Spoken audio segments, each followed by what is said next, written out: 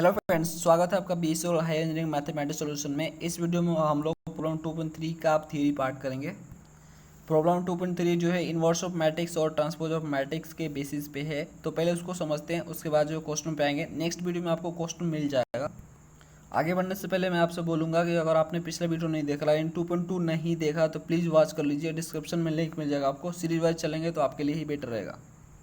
Problem 2.3 theory part. अब देखिए friends, इसमें वर्ड यूज हुआ ट्रांसपोज ऑफ मैट्रिक्स। ट्रांसपोज निकालने को बोलेगा क्वेश्चन में, तो ट्रांसपोज ऑफ मैट्रिक्स समझते हैं क्या है। The matrix of 10 from any given matrix A interchanging rows and columns is called the transpose of A and denoted by A dash या ए टी बोलते हैं इसको। फ्रेंड्स, ये बोल रहा है कि अगर किसी मैट्रिक्स का आपको ट्रांसपोज निकालना है, मान लीजिए वो मैट्रिक्स ए है, अगर उसको ट्रांसपोज निकालना है तो आपको उसको रोज और कॉलम को आपस में इंटरचेंज करना होगा, यानी अदला बदली करना होगा, यानी रो को कॉलम में और कॉलम को रो में बदलना पड़ेगा। और इसे डिनोट करते हैं ए डैश से या ए के पावर टी से। यानी अगर किसी मैट्रिक्स का हम ट्रांसपोज निकाल लें तो हम उसे ए डैश यानी उसके ऊपर डैश लगा लेंगे या उसके ऊपर टी लिख देंगे, ठीक है। अब देखिए और क्लियर इसको समझते हैं पैराग्राफ में। In other words, the transpose of an m cross n matrix is an n cross m matrix. यानी फ्रेंड्स, अगर दूसरे शब्दों में समझा जाए तो अगर किसी मैट्रिक्स का ऑर्डर मान लीजिए एम क्रॉस एन है, जहाँ पे एम आपका रोज है, एन आपका कॉलम है, मान लीजिए एम क्रॉस एन ऑर्डर का मैट्रिक्स है, तो वो ट्रांसपोज हो जाने के बाद जो एन क्रॉस एम हो जाएगा, यानी उसका रो कॉलम हो जाएगा, कॉलम रो हो जाएगा। इसे बेटर एग्जाम्पल समझते हैं। जैसे एग्जाम्पल देखिए, ये मान लीजिए ए मैट्रिक्स है, देखिए इसमें कितने, एक दो दो कॉलम है, रो कितने, एक दो तीन, तीन रो है। तो फ्रेंड्स ये क्या हो गया, आपका 2 का मैट्रिक्स हो गया। तो ये क्या होगा, यहाँ पे देखो 3/2 का मैट्रिक्स है। अब ये जो ट्रांसपोज हो जाएगा, तो जब ट्रांसपोज हो जाएगा तो ये जो है रो कॉलम में, कॉलम रो में हो जाएगा। तो यहाँ पे देखो फ्रेंड्स 1 2 3 तीन रो है, तो तीन कॉलम बन गए, 1 2 3 तीन कॉलम बन गए। और यहाँ पे दो रो हैं 1 2, तो यहाँ पे दो कॉलम बन जाएंगे, देखो यहाँ पे सॉरी दो रो बन जाएगा, देखो यहाँ से 1 2, ठीक है। आप देख सकते हो जो नंबर आपको दिख रहे थे 147, जो कि फर्स्ट कॉलम में दिख रहे थे, वो फर्स्ट रो में आ गए, देखो 147 ये फर्स्ट रो में आ गए। सेम थिंग आपको जो सेकंड कॉलम में नंबर दिख रहे थे 258, वो आपको सेकंड रो में दिखेंगे 258। इस तरह से जो है रो कॉलम में चेंज होता है, कॉलम रो में चेंज होता है, आपस में इंटरचेंज हो जाते हैं। तो जब भी आपको किसी मैट्रिक्स का ट्रांसपोज निकालना हो तो उसके रो को कॉलम में चेंज कर दीजिएगा या कॉलम को रो में चेंज कर दीजिएगा। दोनों आपका सही है, दोनों से आंसर सेम ही आएगा, ठीक है। जैसे कि अगर मैं बोलूं कि ये जो मैट्रिक्स है मैंने इसका ट्रांसपोज किया है रो को कॉलम में बदल के, यानी रो को कॉलम बदला। देखो फ्रेंड्स, ये रो है फर्स्ट रो 1 2, तो इसको कॉलम में बदल दिया, जिससे 1 2 कर दिया, ठीक है। अब 4 5 ये भी सेकंड रो है, तो सेकंड कॉलम में बदल दूंगा, जो 4 5 आ गया। 7 8 थर्ड रो है, थर्ड कॉलम में बदल दिया 7 8। समझ में आ रहा है फ्रेंड्स? तो ये भी कहूँगा तो सही है। अब ये भी मान लीजिए मैं बोल सकता हूँ, कॉलम को रो में बदल दिया, तो कॉलम आपका ये है 147। इसको देखो फर्स्ट फर्स्ट कॉलम है, फर्स्ट रो में बदल दिया 147, ठीक है। 258 सेकंड कॉलम है, तो 258। समझ में आ गया फ्रेंड्स? तो रो को कॉलम में बदलो या कॉलम को रो में बदलो, दोनों आप सही हो, लेकिन दोनों में से एक ही करना। आई होप कि आपको समझ में आ गया होगा ट्रांसपोज क्या होता है। चलिए आगे समझते हैं। Transpose of the transpose of a matrix coincide with itself. यानी ये बोल रहा है कि किसी मैट्रिक्स का अगर ट्रांसपोज हो चुका है और दोबारा से उसे आप ट्रांसपोज करते हो तो दोबारा से आपका वही मैट्रिक्स आ जाएगा, ए वाला जो पहले मैट्रिक्स गिवन था। मतलब क्वेश्चन में मान लो मैट्रिक्स से ए दिया है, उसका आपने ट्रांसपोज एक बार कर दिया, फिर से दोबारा से कर दिया, तो फिर से वो आपका ए आ जाएगा जो कि फिर मैट्रिक्स था। यानी दो बार ट्रांसपोज करने से सेम मैट्रिक्स आ जाता है जो क्वेश्चन में दिया है। क्योंकि फ्रेंड्स यहाँ पे देखिए जो ये ट्रांसपोज हो के सेम थिंग ये बन गया, मान लीजिए एग्जांपल से। अब फिर इसको आप ट्रांसपोज करोगे तो यही ना आएगा फिर दोबारा से, क्योंकि ये जो है इसके जो रो पड़े हैं वो फिर से कॉलम में कन्वर्ट हो जाएंगे, तो ये सेम थिंग रिपीट हो जाएगा, यानी ये आ जाएगा दोबारा से। इसलिए किसी मैट्रिक्स का दो बार ट्रांसपोज करने से वो मैट्रिक्स रिपीट हो जाता है। आगे समझते हैं। For a symmetric matrix A dash equal to A. अगर कोई सिमेट्रिक्स मैट्रिक्स है, मतलब कोई मैट्रिक्स है जो सिमेट्रिक है, उसका ट्रांसपोज अगर कर दिया जाए तो वो जो है मैट्रिक्स ए रिपीट हो जाता है। जैसे फ्रेंड देखो ये एक सिमेट्रिक मैट्रिक्स है, अगर मैं इसका ट्रांसपोज करूँ जैसे ए डैश निकालूँ तो सेम जो है मैट्रिक्स रिपीट हो जा रहा है। देखो यहाँ पे देखो ए एच जी है, अगर मैं इसको ट्रांसपोज करता हूँ यानी ये जो रो है उसको कॉलम में कन्वर्ट करता हूँ, ठीक है, रो को कॉलम में कर दिया ए एच जी, ठीक है, और उसके बाद जो एच बी एफ तो एच बी एफ, ठीक है, जी एफ सी, समझ में आ रहा है फ्रेंड्स। इस तरह से रो को मैंने कॉलम में कन्वर्ट किया तो सेम थिंग आपको मिलेगा, दोनों मैट्रिक्स सेम है, सारे के सारे एलिमेंट जो है उसी जगह पे है जहाँ पे पहले थे वो आप देख सकते हो, ठीक है। तो इससे ये पता चलता है सिमेट्रिक मैट्रिक्स को ट्रांसपोज करने से कुछ नहीं होता, वही सेम थिंग रिपीट हो जाता है, सेम मैट्रिक्स रिपीट हो जाता है। अगला पॉइंट समझते हैं friends, for skew symmetric matrix A dash equal to minus A, यानी ये बोल रहा है कि अगर कोई मैट्रिक्स है, अगर वो सिमेट्रिक मैट्रिक्स है तो उसे ट्रांसपोज करने से जो है वो जो गिवन मैट्रिक्स था उसमें माइनस लग जाता है, ठीक है ना, उसका साइन जो है माइनस में चेंज हो जाता है। चलो इसको एग्जाम्पल समझते हैं। देखो फ्रेंड्स ये एक स्क्यू सिमेट्रिक मैट्रिक्स है, ठीक है। स्क्यू सिमेट्रिक मैट्रिक्स क्या होता है मैं बताया हुआ है, ठीक है ना, वो नहीं देखा हो तो इसी बता रहा आपको, सीरीज वाइज देखा करो। तो ये देखो ये मैट्रिक्स है जो स्क्यू सिमेट्रिक मैट्रिक्स है, इसको हम ट्रांसपोज करते हैं तो जहाँ पे प्लस दिख रहा होगा फ्रेंड, जिस जो टर्म में प्लस दिख रहा है आपको वो ट्रांसपोज होने के बाद माइनस साइन हो जाएगा उसका, देखो ध्यान से। जैसे देखो जीरो माइनस एच जी है यहाँ पे, अब देखो यहाँ पे माइनस है इसका, अब देखो यहाँ पे प्लस हो गया ट्रांसपोज होने के बाद, ये जी माइनस है जी तो यहाँ पे माइनस हो गया।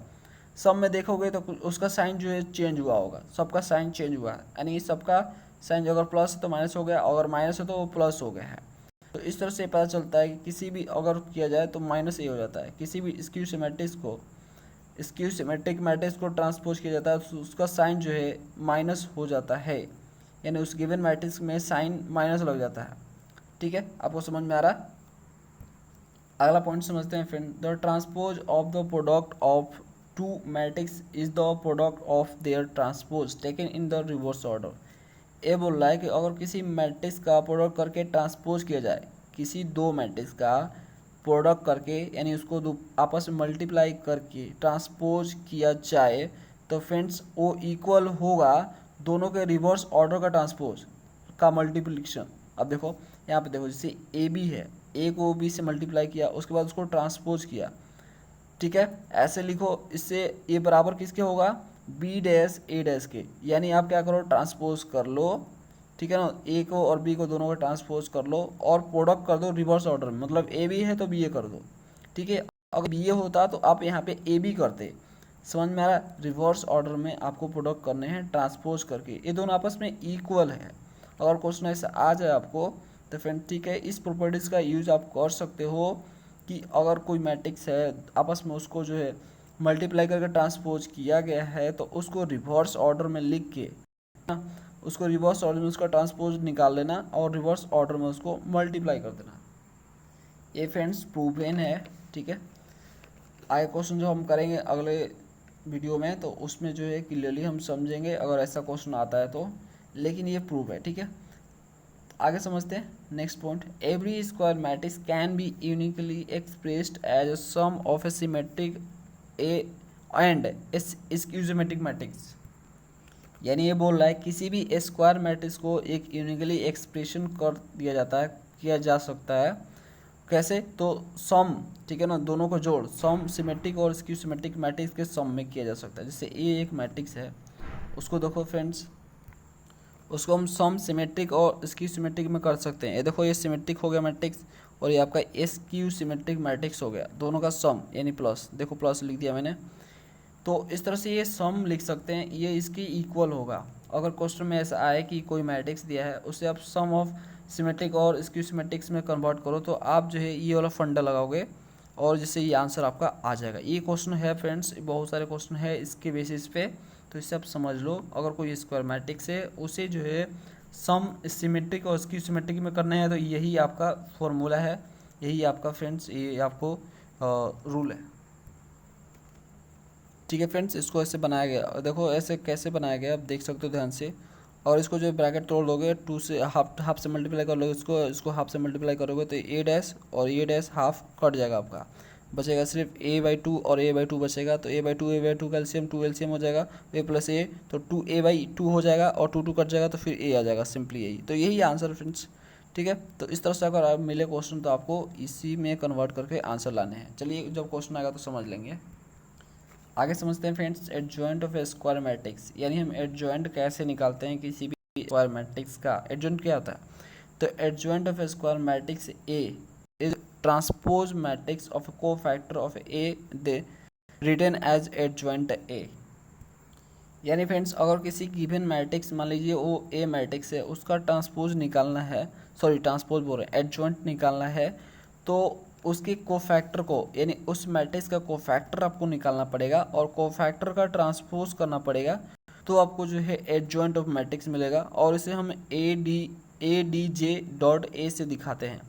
कोई भी मैट्रिक्स का नाम हो, मान लो ए है तो ए लिख देंगे, बी है तो बी लिख देंगे, सी है तो सी लिख देंगे, ए डी जरूर लिखेंगे, A D G for adjoint, ठीक है। तो इस तरह से हम डिनोट करते हैं इसको, ओके। कैसे तो फ्रेंड्स कैसे हम एडजॉइंट निकालते हैं किसी मैट्रिक्स का? पहले हम जो है कोफैक्टर फाइंड करेंगे और कोफैक्टर को ट्रांसपोज कर देंगे, तो हमें मिलेगा एडजॉइंट ऑफ स्क्वायर मैट्रिक्स, किसी भी स्क्वायर मैट्रिक्स का। यही निकालने का तरीका है। आप देखो फ्रेंड्स, मान लीजिए कि ए आपका स्क्वायर मैट्रिक्स है ये, तो इसका आपको कोफैक्टर निकालना पड़ेगा। कोफैक्टर फ्रेंड्स जो आपका ये एलिमेंट होता है, जो छोटा वाला वर्ड होता है उसको बड़ा वाला वर्ड में लिख देते हैं। और ये कैसे निकालता है इसका वीडियो बन चुका है फ्रेंड्स, ठीक है। अगर आपने नहीं देखा तो प्लीज़ उसे देख लो, फिर भी आपको थोड़ा सा समझा देते हैं। देखो फ्रेंड, जैसे मान लीजिए ए डेल्टा है, ये एक मैट्रिक्स है, ठीक है ना, ए मैट्रिक्स है ये कोई, ठीक है। तो इसका ट्रांसपोज निकालना आपको, मान लीजिए कि A1 का निकालना, हर एलिमेंट का कोफैक्टर होता है, याद रखना। ट्रांसपोज बार बार माइंड में आ रहा है, ट्रांसपोज नहीं कोफैक्टर। तो देखो कोफैक्टर है यहाँ पे, तो इस तरह से हर एलिमेंट का कोफैक्टर होता है। जो मैट्रिक्स आपके गिवन है, ये तो मैंने डिटरमिनेंट में दिया है, डिटरमिनेंट से आपको इसे यहाँ पे बस इसे स्क्वायर कर लो इसे, ठीक है, ऐसे लाइन खींच के। तो देखो हर एलिमेंट का एक कोफैक्टर होता है, ठीक है। तो जितने भी मैट्रिक्स के एलिमेंट होते हैं सबका कोफैक्टर निकाला जाता है, एक करके सबका निकलेगा। जैसे A1 है, जैसे A1 पहले का निकालते हैं तो इसे कैपिटल से दिखाते हैं, जब कोफैक्टर में उससे डालते हैं तो उसे कैपिटल कर देते हैं, छोटा है तो बड़ा कर देंगे, जैसे A1 हो गया। अब देखो उसके बाद जो ये फार्मूला सेट करते हैं, ठीक है ना, -1 के पावर i प्लस जे होता है, -1 के पावर i प्लस जे होता है, आई फॉर रो होता है, जे फॉर कॉलम होता है। तो कौन से कॉलम पे है और कौन से रो पे है, मतलब नंबर ऑफ कॉलम कौन से पे है, नंबर ऑफ रो कौन से पे है, इसका लोकेशन बताना होता है आई प्लस जे, तब इसका साइन पता चलता है। तो ये साइन है -1 के पावर i प्लस जे। तो आई देखो इसका जो है देखोगे तो फर्स्ट, यहाँ पे देखो फर्स्ट, यहाँ पे रो है, फर्स्ट आपका कॉलम है, तो 1 यहाँ पे लिख दिया मैंने। उसके बाद जो एलिमेंट यहाँ पे होगा उसको डिलीट कर देंगे। मान लीजिए पहले का निकाल, इसके जो लाइन में आएंगे एलिमेंट वो सारे डिलीट हो जाएंगे, ये गायब कर लो अपने आंखों से थोड़ा देर के लिए, और जो बचेगा उसको लिख दो। लिखने के बाद जो आपस में उसको क्रॉस मल्टीप्लिकेशन कर दो, जैसे B2 C3 यहाँ पे मल्टीप्लाई कर दिया मैंने, फिर उसके बाद -2 और C2 B3 यहाँ पे लिख दो। इस तरह से ये निकलता है, साइन यहाँ से निकल गया फ्रेंड्स, 1 + 1 2 हो जाएगा, तो -1 के पावर 2 कितना होता है, प्लस ही आएगा, ठीक है, क्योंकि ये स्क्वायर प्लस ही आता है। तो इस तरह से फ्रेंड्स यहाँ पे प्लस आएगा, तो इस तरह से B2 C3 - C2 B3 हो जाएगा। इस तरह से दूसरे भी एलिमेंट का अगर आपको कोफैक्टर निकालने से A2 को निकालना है तो उसे कैपिटल में फिर से लिखेंगे, -1 के पावर i प्लस जे, तो फिर से इसका i और j पता करेंगे कौन से i में है कौन से j में है, और उसका यहाँ पर नंबर लिख देंगे और जोड़ देंगे जो पावर आएगा, ठीक है ना। यहाँ पे 2 + 1 आपका 3 आ गया, जो कि माइनस आ जाएगा, ओके। तो यहाँ पे माइनस लिख दिया मैंने, और उसके बाद जो एलिमेंट उसका बच जाएगा उसी की लाइन में जो होगा, देखो ध्यान से, जिससे हमें A2 का निकालना है, इसका निकालना है, तो इसका लाइन ये डिलीट हो जाएगा, इसी लाइन में है ये और ये लाइन में है, ये डिलीट हो जाएगा, तो बचेगा आपका B1 C1 और B3 C3। तो B1 C1 B3 C3 लिखा, क्रॉस मल्टीप्लिकेशन, ठीक है। तो ये इस तरह से ये कोफैक्टर निकाला जाता है। तो अगर आपको एडजॉइंट निकालना है तो पहले किसी मैट्रिक्स का कोफैक्टर निकालो। एग्जांपल के लिए कोफैक्टर निकल गया इसका, ठीक है, इसका ये कोफैक्टर है, तो उसका एडजॉइंट निकाला, फिर इसके रो को कॉलम में बदल दो या कॉलम को रो में बदल दो, यानी ट्रांसपोज कर दो इसको, ठीक है। जैसे A1 B1 C1 है तो A1 B1 C1 देखो मैंने ट्रांसपोज कर दिया, A2 B2 C2 A2 B2 C2, यानी रो को कॉलम में कर दिया, चाहे कॉलम को रो, जो भी बोलो सब एक ही चीज़ है। A3 B3 C3 A3 B3 C3, ठीक है, इस तरह से एडजॉइंट निकलता है। अगला टर्म समझते हैं फ्रेंड्स। अगला टर्म है इन्वर्स ऑफ ए मैट्रिक्स। किसी मैट्रिक्स का इन्वर्स कैसे निकाला जाता है, ये क्या होता है। If A be any matrix then a matrix B if it exist such that A B equal to B A equal to I is called the inverse of A which is denoted by A inverse. यानी friends, अगर कोई ए matrix है और जो B भी कोई matrix है और आपस में दोनों को मल्टीप्लाई करने पे, चाहे ए बी करो, चाहे ए को बी से करो या बी से ए को करो, दोनों को ऐसा करने से आपस में आई आ जाता है। ठीक है, ए से बी से करो, ए को बी से करो या बी को ए से करो, मल्टीप्लाई करने से क्या आता है, यूनिट मैट्रिक्स आइडेंटिटी मैट्रिक्स आई आ जाता है। तो समझ लो फ्रेंड्स, ए क्या है, बी का इन्वर्स है। ठीक है, चाहे बी ए का इन्वर्स है, आपस में वाइस वर्सा बोल सकते हो, कोई दिक्कत नहीं है। बी का ए इन्वर्स है, चाहे ए का बी इन्वर्स है। समझ में आ रहा। तो इस तरह से ये बोल रहा है कि अगर ए बी बी ए की इक्वल है और ए बी बी ए की इक्वल है और दोनों आई ही आ रहा है करने से, यानी ए को बी करने से, बी को ए करने से आई ही आ रहा है, तो आपका ए का इन्वर्स बी है, चाहे बी का इन्वर्स ए है। देखो फ्रेंड्स, इन्वर्स ऑफ मैट्रिक्स का मीनिंग क्या होता है, ऐसे समझो। देखो, सपोज करो कि ए आपका जो है यहाँ पे 2 है, ठीक है, और बी आपका जो है यहाँ पे हाफ है। समझ में आ रहा है। दोनों को मल्टीप्लाई कर दो, तो ए बी करो, ठीक है, तो ए बी करोगे तो क्या होगा, 2 इंटू हाफ, ठीक है, तो ये आपका 1 आ जाएगा। समझ में आ रहा। चाहे आप बी ए करो, बी ए करो यहाँ पे, तो जब बी ए करोगे तो यहाँ पे 1/2 इंटू 2 हो जाएगा, जो फिर से 2 कट जाएगा, 1 आ जाएगा। देखो, दोनों कंडीशन में 1 ही आ रहा है, यानी हम लिख सकते हैं A B equal to B A equal to आपका क्या होता है फ्रेंड्स, 1 आ रहा है। तो इस तरह से बोलेंगे कि ए बी का इन्वर्स है। इन्वर्स इसलिए, इन्वर्स मतलब क्या होता है, उल्टा होता है, उल्टा ही होता है ना। अब देखो, ए का इन्वर्स बी है, यानी उसका देखो उल्टा है। 2 का उल्टा क्या हो गया, 1/2 हो गया, उल्टा दिख रहा है। चाहे ये बोलो बी का इन्वर्स ए है, तो देखो 1/2 का उल्टा क्या हो गया, 2 हो गया। तो इस तरह से जो ए इन्वर्स का ये जो कंसेप्ट बनता है, इन्वर्स मतलब उल्टा करना होता है। तो किसी मैट्रिक्स को उल्टा करना है तो यही है कंडीशन, कि आपस में उसको मल्टीप्लाई करने से जो है आई आए, तो बोलेंगे हम कि इन्वर्स है उसका वो मैट्रिक्स। अब फ्रेंड्स, इसको समझते हैं। फॉर फाइंडिंग ए इन्वर्स, अगर आपको ए इन्वर्स निकालने हैं, क्वेश्चन में दिया है कि ए इन्वर्स निकालो एडजॉइंट मेथड से, तो आपको ये फॉर्मूले यूज़ करने हैं। जैसे एडजॉइंट ऑफ ए, यानी आपको उस मैट्रिक्स का एडजॉइंट निकाल लेना है। एडजॉइंट कैसे निकालते हैं मैंने आपको बताया। एडजॉइंट निकाल लेना है, उसके बाद जो है उसके डिटर्मिनेंट से डिवाइड कर देना है, यानी उस मैट्रिक्स का डिटर्मिनेंट निकाल के डिवाइड कर देना है। और याद रहे आपको, ए जो है ना, यहाँ पे डिटर्मिनेंट ऑफ ए 0 नहीं होना चाहिए। 0 नहीं, अगर नीचे 0 हो जाएगा तो ए डिफाइन नहीं होगा, ठीक है ना, अनडिफाइन हो जाएगा। तो आपको 0 नहीं रखना है, ठीक है, ये आप याद रखोगे फ्रेंड्स, ये इंपॉर्टेंट है। इस तरह से ए इन्वर्स निकलता है। इस 2.3 में इसी का यूज़ करेंगे ए इन्वर्स निकालने के लिए। आगे समझते हैं दूसरा पॉइंट, दूसरा जो टर्म समझते हैं यहाँ पे फ्रेंड्स। ए यहाँ पे देखो, ये बोल रहा है कि अगर ए और ए इन्वर्स का आपस में मल्टीप्लाई कर दिया जाए तो आई ही आएगा। अभी मैंने बताया, मान लो इसको ए इन्वर्स को बी लिख देते हैं, तो A B equal to Y, मैंने आपको बताया ना, A B equal to Y. तो ए मैट्रिक्स और ए इन्वर्स को आपस में मल्टीप्लाई करने से क्या आता है, आई आता है। I for identity matrix. आगे पढ़ते हैं friends. Inverse of a matrix is unique that means only one inverse exist of N E square matrix. ये बोल रहा है किसी भी मैट्रिक्स का इन्वर्स आप निकाल रहे हो तो सिर्फ एक ही उसका इन्वर्स आएगा, 2 इन्वर्स नहीं आएगा। यानी फ्रेंड्स, मान लो कोई ए मैट्रिक्स है तो उसका मान लो इन्वर्स बी है, तो सिर्फ बी ही होगा।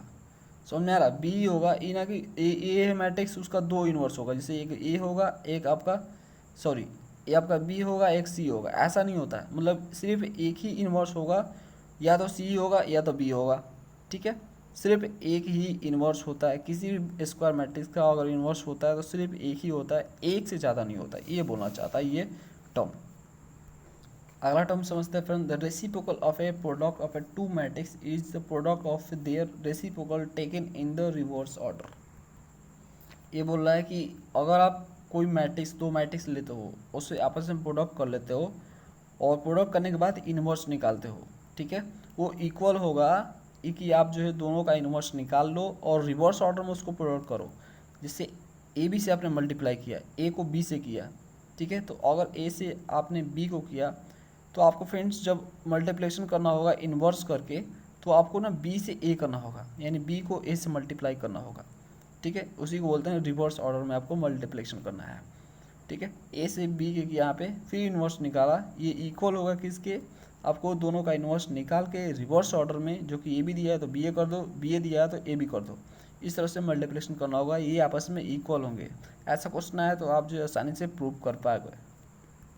तो फ्रेंड्स ये था कंप्लीट इंट्रोडक्शन, ठीक है, 2.3 का। तो मैंने इंट्रोडक्शन इतना था पार्ट, इसमें सारा का सारा कर दिया। अब जो हम क्वेश्चन के साथ मिलेंगे नेक्स्ट वीडियो में। Thanks for watching.